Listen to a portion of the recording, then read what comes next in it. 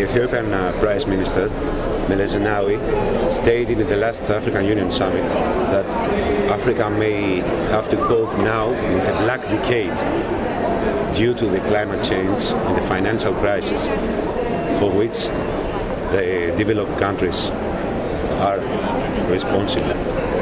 Do you agree with that point of view? Well, it's a two-way process. Partly yes, partly no. The developing countries like in Africa, our contribution towards the global warming may be considered to be very low because we do not produce lots of carbon dioxide directly. But indirectly, we are also responsible for the increase in the carbon dioxide in the atmosphere because of our policies of removing trees, which store carbon dioxide. So it's both ways. You can't put any blame on any single group of people. Do you believe that this was a call from the part of Mr. Zenawi for the African states to go united in the Copenhagen summit?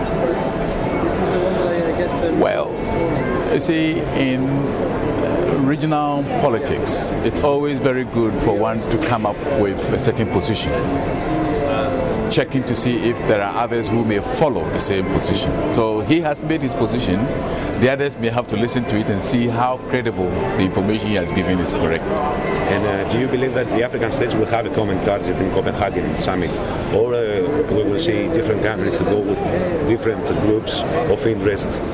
For example, the one country goes with China, the other goes with the European Union. Do you believe they will they have a common target? That would be very difficult for me to say because I don't belong to the body politic in that sense. But I can believe that if the AU takes a very good look at the issues that are emanating, which are providing the resources for the climate change. The AU will be very well advised by the African Ministerial Conference, which looks at the environment, and other organizations that are also responsible for providing inputs for the government. But right now, I think it will not be wise for me to make any prediction as to how the African stand is going to be like. Will they follow China in the accusations against the United States and the European Union that they are the sole responsible for the climate change? Well, as I have indicated, the proliferation of carbon dioxide and other gases in the atmosphere is not the effect of one particular country. All of us have contributed to it. So whether Africa will join China to accuse the others, that one I cannot say. But I think the fact is that it is not time to actually point fingers at who has done what. It is rather time to look at ways in which we can remove the excess carbon dioxide which is in the air. And that calls for a global cooperation. And I would prefer that Africa does not lend its weight behind any of the two factions that are going on.